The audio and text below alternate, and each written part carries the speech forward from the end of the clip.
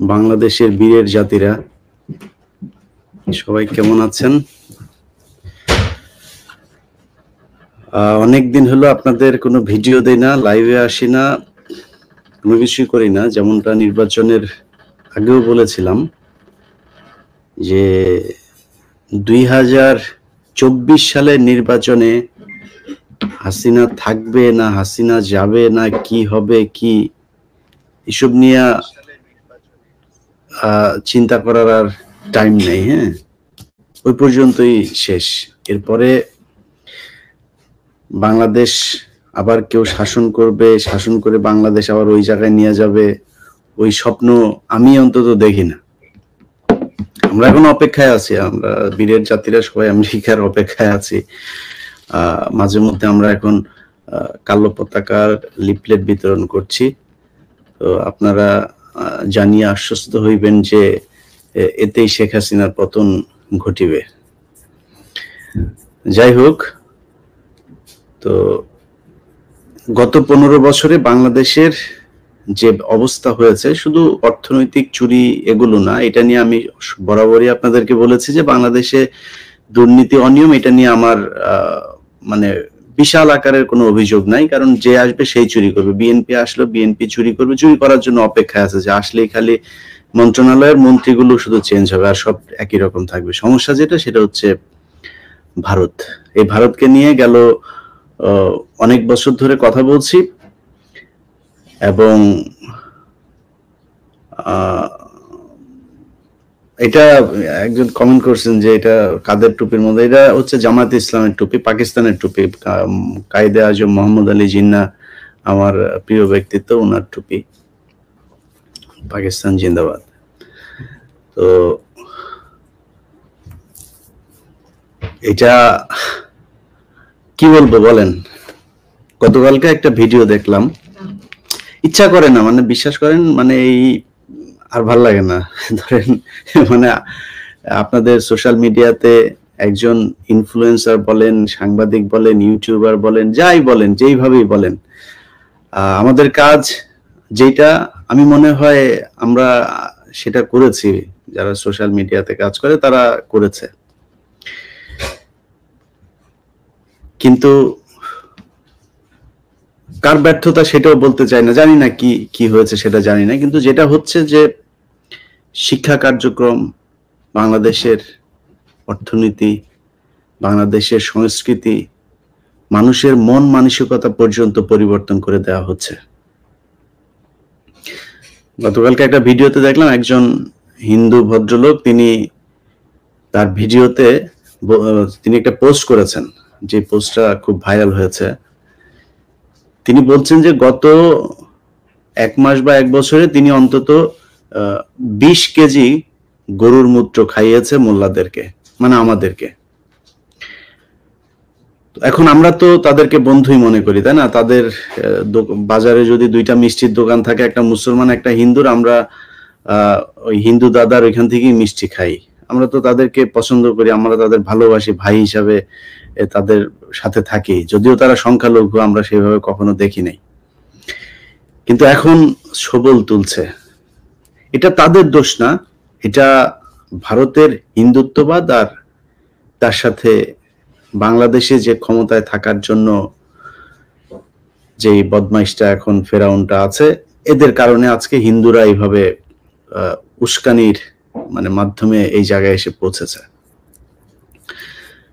2 দিন আগে দেখলাম চন্দ্রনাথ পাহাড়ে কয়েকজন হিন্দু, তারা মুসলমানদেরকে ওইখানে উঠতে দিবে না, আমাদেরকে বলছে বিধর্মী, ওইখানে চন্দ্রনাথ পাহাড় নাকি এটা এখন তাদের, ওইখানে যা হয় এখন তাদের ধর্মীয় উপাসনালয়, ওইখানে আর কেউ যাইতে পারবে না, ওইটা কোনো পর্যটন কেন্দ্র না, এই কারণে যাইতে দিবে না। যাই হোক,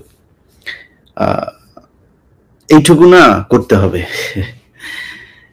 সবকিছু আপনাকে কেউ আমেরিকায় বসে, লন্ডনে বসে কেউ করে দেবে না, এইটুকু করতে হবে, এইটুক ইমান অন্তত থাকতে হবে যে বিশেষ একটা জায়গা তারা নিয়ে নিবে, আর আপনারা কিছুই বলবেন না, কিছুই করবেন না, 2-4 জন মুসলমান মানুষ এখানে গিয়ে তাদের কাছে মারধর খেয়ে চলে আসবে।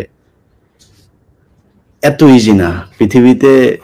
আপনার ধর্ম বলেন আর দেশ বলেন, কোনোটা এত ইজি আসে নাই। সো এটা যদি নাকি ঠিক রাখতে চান, সেটার জন্য কিছু না কিছু আপনাকে করতে হবে। গেল কয়েকদিন ধরে প্রতিদিনই কোনো না কোনো সীমান্তে ভারত মানুষ মারছে। বিজিবি তাদের লাশ নিয়ে আসার জন্য 2-3 দিন সময় নিতে হচ্ছে, লাশ নিয়ে এসে তারপরে বাংলাদেশে এসে তারা করছে আর কি। যাই হোক, এর কলটা কল দিয়েছে। তো এই হচ্ছে অবস্থা আর কি। সব মিলিয়ে ধরেন আমাদের যেই কষ্টের জায়গাটা না, ভারতের ব্যাপারে যেটা দীর্ঘদিন বলছি, আপনারা অনেকেই ভারতকে বয়কট করছেন, ভারতের পণ্য বয়কট করছেন, সবাইকে ধন্যবাদ জানাই। যারা বিরোধিতা করছেন তারাও ধন্যবাদ, তাদেরকেও ধন্যবাদ জানাই। কিন্তু আপনি আমাদের মতো সাধারণ মানুষ সোশ্যাল মিডিয়াতে আসলে এই জায়গায় যারা কমেন্ট করছেন, এদের বেশিরভাগ মানুষই মানে খুব যে প্রতিষ্ঠিত মানুষ, খুব শিক্ষিত মানুষ, খুব বিশাল আকারে প্রভাবশালী জায়গায় আছেন। তাদের মধ্যে কেউ যদি, যারা প্রভাবশালী সরকারের এখন সুযোগ সুবিধা নিয়ে আছেন,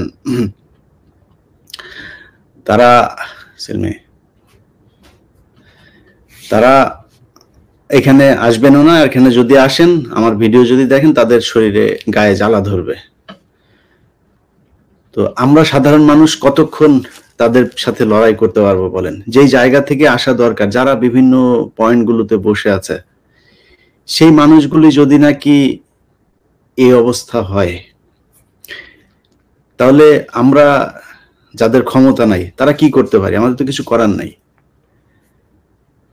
এখন অনেকেই হয়তো বলবেন, আমি এর আগের ভিডিওতে বলেছি যে ভাই, ইউটিউবে কথা বলে বলে আমার তো মানে আল্লাহর রহমতে আমার সাবস্ক্রাইবারের অভাব নেই, আমি কথা বললেই আমার পয়সা আসবে। ফাও পেঁচাল পেরে তো লাভ নাই, কারণে ভিডিও টিডিও দেই না, ভাল লাগে না। যদি কোনো আশা থাকে, যদি কোনো কিছু হয়, তাহলে আবার দেখা হবে, মাঝে মধ্যে এমনিতেই কথাবার্তা হবে, যখন ইচ্ছা হয় আপনাদেরকে নিয়ে হয়তো আড্ডা টাড্ডা দিব মাঝে মধ্যে, দেশের সার্বিক পরিস্থিতি কি এগুলো নিয়ে আপনাদেরকে জানানোর চেষ্টা করব, জানারও চেষ্টা করব। এখন এই মুহূর্তে দেশের যে অবস্থা, যদি আমাকে খুব অনেস্টলি বলতে বলেন, বাংলাদেশের অনেক মানুষের কাছে এই একই প্রশ্ন শুনি দেখা হইলে, যে ভাই কি হইলো, ভাই কোনো খবর নাই, ভাই বিএনপি কি করতেছে, জামাত কি করতেছে। আসলেই তো মানে ফ্রাস্ট্রেটিং তো না এটা? যে কোনো মানুষেরই ফ্রাস্ট্রেশন কাজ করবে। অতএব আমি মনে করি যে এই মুহূর্তটা আমার জন্য, আমার জায়গা থেকে, আমি তো আসলে বিএনপির নেতা না, আমার হাজার হাজার লক্ষ লক্ষ সোলজার নাই যে আমি পলিটিক্যাল কোনো একটা স্ট্যান্ড নিব। সো আমার জায়গা থেকে এখন কিছু করার নাই আসলে। আমি তাকিয়ে আছি, সত্যি কথা, এখন ওই আগেও যেটা বলেছি যে আমেরিকার দিকে তাকিয়ে আছি এখনো। দেখি আমেরিকা কি করে। আমেরিকা যদি না করে, বাংলাদেশের মানুষের অবস্থা যদি বলেন, অনেক মানুষ গুলির সামনে দাঁড়িয়ে জীবন দিয়েছে, এখনো গুলির সামনে দাঁড়াচ্ছে, জেলখানায় খুব কষ্টে মানবেতর জীবন যাপন করছে।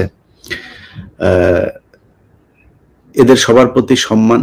এবং আমার আজকের ভিডিও দেখে জেলখানায় যারা আছেন, বাইরে যারা আছেন, যারা মানে আমার জায়গাতে যদি আমি বলি, আমার খুব খারাপ লাগে, কিন্তু আমি তো শারীরিক বা আর্থিক বা অন্য কোনো দিক থেকে তো আমি কোনো মানে সমস্যায় পড়ি নাই এই সরকার থাকার কারণে, আমার কোনো সমস্যা নাই। বাট আমি যেই যুদ্ধে নেমেছিলাম সেটা আমি সাকসেস হতে পারি নাই। এখন যে মানুষগুলি জেলখানায় আছে, বা সরাসরি যে পরিবারগুলো এখন পলাতক আছে, বাসায় যেতে পারছে না, মামলা মোকদ্দমা এইসব নিয়ে সমস্যায় আছে, তাদের জন্য হয়তো আমার ভিডিওটা খুব কষ্টের হতে পারে। তাদের জন্য বলি যে আসলে আপনারা তো চেষ্টা করেছেন, চেষ্টা করার পরে যদি কোনো কিছু না হয়, সেটার জন্য আপনার দোষ না। আমি বিশ্বাস করি এখনো পর্যন্ত যে শেখ হাসিনা এবং তার যে সোলজার যারা আছে এখন, এই গত 15 বছরে বাংলাদেশে আজকের জায়গায় যারা নিয়ে এসেছে, যেই দেশে অখণ্ড ভারতবাসী ফেসবুকে সরাসরি তার নামে পোস্ট করতে পারে যে মোল্লাদেরকে 20 কেজি গরুর মূত্র খাইয়েছে মিষ্টির সাথে।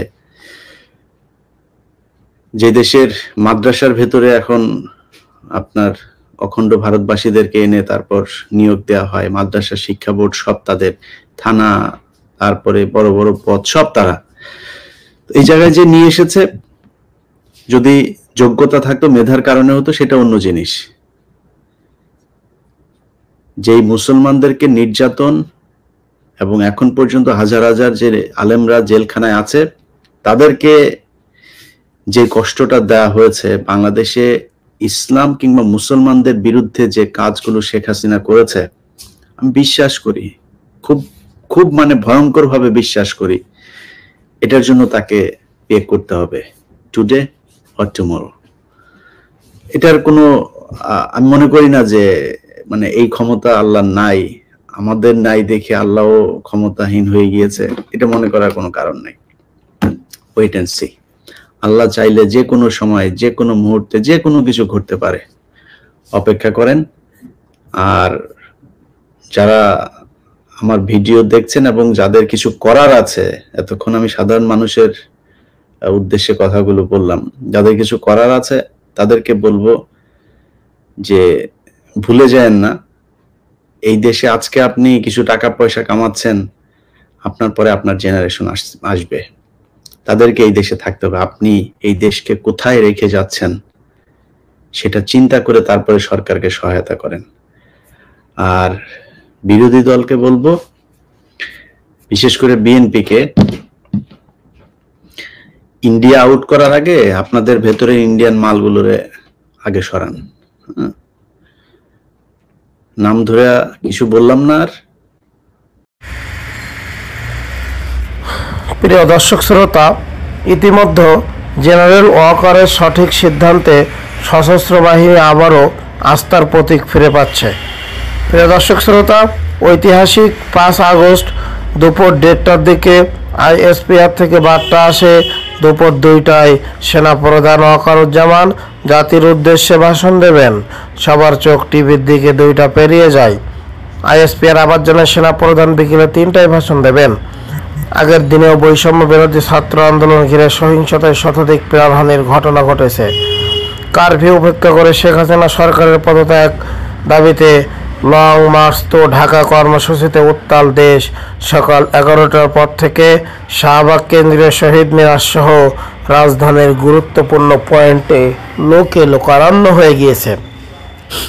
ছাত্র জনতার গন্তব্য কড়া নিরাপত্তা বেষ্টিত গণভবন, সারা দেশে উৎকণ্ঠা, ব্যাপক রক্তপাতের আশঙ্কা, অবশেষে স্বস্তির খবর। বিকাল 4টার দিকে সেনাপ্রধান জানালেন, প্রধানমন্ত্রীর পদ থেকে ইস্তফা দিয়ে দেশ ছেড়েছেন শেখ হাসিনা। বললেন, আমাদের সহযোগিতা করেন, কথা দিচ্ছি প্রতিটা হত্যার বিচার হবে, আশাহত হবেন না, আমরা দায়িত্ব নিচ্ছি। প্রিয় দর্শক শ্রোতা, এটা বলেছিল সেনাপ্রধান। আপনাদের কি মনে আছে? আমি আশা করব তো আপনাদের মনে আছে। সেনাবাহিনী, সশস্ত্র বাহিনীর প্রতি আস্থা রাখুন, সব দাবি পূরণ হবে, দেশে শান্তি শৃঙ্খলা ফিরে আসবে। আমরা মহামান্য রাষ্ট্রপতির কাছে যাব, অন্তর্বর্তীকালীন সরকার গঠনের বিষয় ওনার সাথে কথা বলবো, তার সঙ্গে আলাপ আলোচনা করে অন্তর্বর্তী সরকার গঠন করে দেশ পরিচালনা করা হবে। আজ 21 নভেম্বর পালিত হতে যাচ্ছে সশস্ত্র বাহিনী দিবস। প্রিয় দর্শক শ্রোতা, ইতিমধ্যে বিএনপিতে কোন্দল মাথাচাড়া দিয়ে উঠল। কোন্দল বিএনপিতে এত কোন্দল কেন? বিএনপি কি ধ্বংসের পথে? প্রিয় দর্শক শ্রোতা, বিএনপিতে আসলে ধ্বংসের পর্যায়ে চলে গিয়েছে। বিএনপিতে কোন্দল মাথাচড়া। 5 আগস্টের পর 5 কোটি গুলিবিদ্ধ শতাধিক। রাজনৈতিক পট পরিবর্তনের পর জনসম্পৃক্ততা বৃদ্ধির জন্য দলীয় নেতাকর্মীদের বারবার তাগিদ দিচ্ছে বিএনপির হাইকমান্ড। ভালো কাজের দ্বারা জনপ্রিয়তা অর্জন করে নির্বাচনের মাধ্যমে ক্ষমতায় যেতে চায় বিএনপি। দলের নীতি নির্ধারকদের এই প্রত্যাশা পূরণে বাধা হয়ে দাঁড়িয়েছেন মাঠ পর্যায়ের কিছু নেতাকর্মী।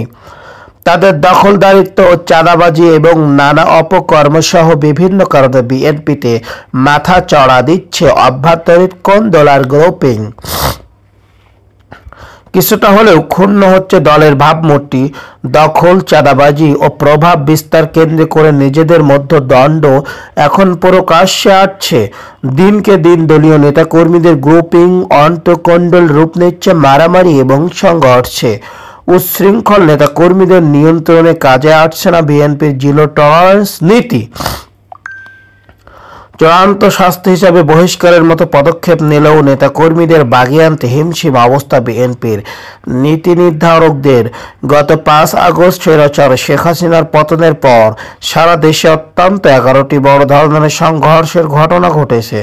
এসব ঘটনা অত্যন্ত পক্ষে